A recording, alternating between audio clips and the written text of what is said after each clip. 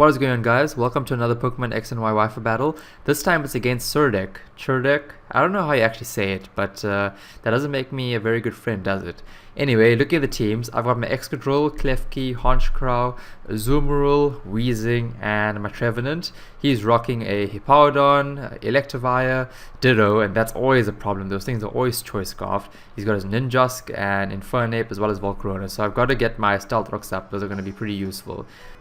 So I wasn't too sure who he was going to lead off with. I thought it could be his Ninjask or Infernape because Ninjask loves to just protect, speed boost, and pass it on to its teammates.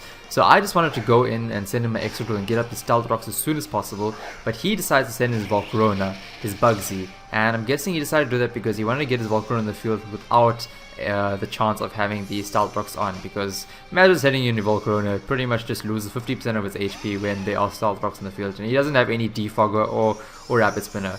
So I should have really seen that coming. So I had to switch out. I didn't want to take a Fiery Dance, and he predicted that, and he manages to set up a Quiver Dance. And a Quiver Dance Volcarona is definitely not something that you want to mess around with. So I just go straight for the Aqua Jet. It does a decent amount of damage. He retaliates with the Hurricane. It also does quite a bit of damage, more than I had initially anticipated. And I think he just decided to stay in because he was hoping he would get the burn on my Azumarill with the Flame Body ability, and that is a 30% chance. So I got pretty lucky there that I didn't get burnt. So now he decides to bring in his Electivire, his big battery, and I decided to switch out because an Aqua Jet is not going to do much damage. So I decided to go into Excadrill, and I don't know why I did go into Excadrill. I thought that he might be going for like an electric Thunder Punch or something, but as soon as I brought Excadrill in, I remember that these things carry Power Up Punch, and I did not want to take a fighting type move to my Excadrill and giving the Electivire a +1 attack. So I decided to immediately switch out. So that was kind of a wasted play on my part. I just gave him a couple of free turns, and now I decided to bring in Weezing, and he's got his Ninjask in the field. I just went straight for Flamethrower, and Ninjask is doing what Ninjask does best, which is set up speed boost and pass. So he gets the 1 speed boost, so now he's going to pass it on, and he decides to bring in his Hippowdon. And Hippowdon's a pretty scary Pokemon. I mean, it's got a high base stat for attack, and if you can pass on a couple of speed boosts to this thing, it's definitely going to have the potential to sweep through teams. So I thought he was going to stay in and try to get another speed boost, potentially go for another Protect and try that out, but he decides to immediately switch out. Now, I decided to actually just go for the Will-O-Wisp, but he goes for the Yawn, so that's a bit of an issue. I'm not going to be able to stay in for too long because afterwards, on the next turn, I'm going to be falling asleep. And at least I don't miss with the Will-O-Wisp, so that's excellent news. So now I don't want to have a Pokemon sleeping, so I decided to immediately switch out, and I decided to bring out my Trevenant. But he predicts that extremely well, and he decides to go for another Yawn. That was a brilliant play on his part, very risky, but brilliant play, and he kind of read me well in this game. So he goes for the Yawn, and if I decide to stay in now and attack, I am going to fall asleep. So I am running a Lum Harvest set, so I'm not too worried about that. And I'm not sure, he obviously doesn't know this at that point in time. He thinks I'm running the Citrus Harvest set. I mean, that's the most common one. So I just decided to go immediately for the Horn Leech, which is predictable, and he decides to switch into his Sasuke, and that's going to be able to imposter and transform into my Trevenant, and Horn Leech is hardly going to do anything. And I know that these things are always choice scarfed, so I am running a Shadow Claw. So a Shadow Claw from his Sasuke is definitely going to take me out. And I wish I had a Pokemon named Naruto. I would have totally brought him in. That would have been pretty epic, I won't lie. So my Lum Berry is going to wake me up, so that's great. The Harvest ability kicks in, so that's cool. I've got another Lum Berry, and I switch out now. There's no way I'm taking a Shadow Claw, but he predicts my switch out, and he goes straight for the Will-O-Wisp. So that was awesome. That made me believe that, you know, maybe he isn't choice scarfed, or maybe he's just trying to bluff it. I really couldn't tell because this guy was pretty good. So it sucks now because my Honchkrow is burnt, and he's my hard-hitting physical attacker with Life Orb. So that really does suck a lot. So now he reads my Brave Bird, which is the obvious play. I don't know why I did that. I mean, I was trying to play it extremely safe, and he brings in his Electivire, which is going to resist that, but it still does. It does an okay amount of damage. I just wish I wasn't burnt. Would have done at least half.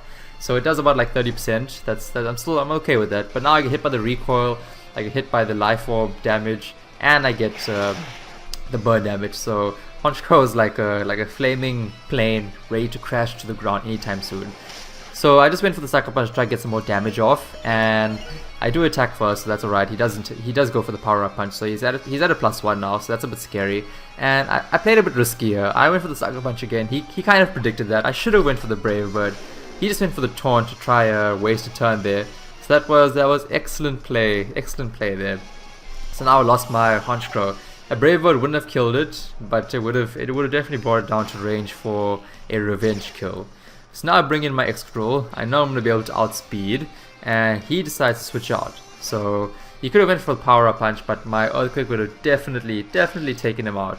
So now he brings in his ninjas, but I knew he was going to switch out, which is why I decided to at least set up my late game Stealth Rock, so there aren't going to be any of these annoying switches. And I just immediately switch out because I am running a Choice Scarfed Excadrill set with Stealth Rocks, which is strange, but it does the job. And I bring in my Klefki. So he obviously fears the Thunder Wave, which is why he decides to hard switch out and not bet on pass. And he brings in his Electivire. So I knew he was going to switch out, which is why I decided to use this chance to actually go for a Reflect and get up some of my screens. So that's good. At least all of his physical attacks are going to be halved in terms of damage. So that's great. But now he decides to go for the Taunt. I knew that was coming. That's all that this thing has been doing to me. So I decided to attack straight on and go for the Play Rough. So that's excellent. His Electivire is finally dead. So that's great. Excellent work there, Klefki. It's not even a dedicated attacker, so it's more of a support Pokemon. So Klefki would be taking out Pokemon. That's excellent. Great stuff. So now he sends in his Klefki. It does transform into a Klefki. He sends in his Sasuke, and now he copies my Klefki. And I knew he was going to go for the Thunder Wave. So I decided to switch out and bring in my Excadrill. And I predict correctly, he does go for Thunder Wave. So I was feeling pretty good right now because I knew he was going to be locked in. But it turns out he is not Choice Scarf. He is in fact running some other kind of set. I don't even know what set it's running. It's probably I don't know. I really don't know. Maybe Quick Powder or something. These things when you catch Didos in the Friend Safari, they have Quick Powder. So at least he's able to get the Reflect up. It's not going to help too much, and I'm still able to knock it out in Earthquake because it is super effective, and Excadrill's attack stat is just stupid high. So now he brings in his Ninjask, and I'm going to switch out into my Azumarill, and now I think he's trying to go for a last-ditch effort to sweep my team. So he's able to set up a speed boost, a Swords Dance, and he gets a speed boost. So now it's looking pretty intense. And I go for the Aqua Jet. It's not going to take it out because he is going to be able to resist that. And now he Baton passes that onto his last Pokemon, which is his Infernape. So Infernape is pretty fast and has a pretty high attack as it is. So it could pretty much rip through my entire team. But it's very frail. So an Aqua Jet, I'm not sure if this crit actually mattered. But Infernape has very low defenses. It's like a glass cannon. So I think an Aqua Jet would have still taken it out. I have knocked out many Infernapes with an Aqua Jet that wasn't a critical hit, so I'm not too phased by that. I don't think the crit actually mattered. So now he decides to switch out. It was a good game. My Azumarill would have been able to take out the rest of his team. So great game there, Cirdec, I think that's your name. And guys, thanks for watching. If you enjoyed this video, please give it a like and comment on what you think I should have done to probably win this game a bit earlier. I think it was a pretty awesome match. I hope to have a rematch soon.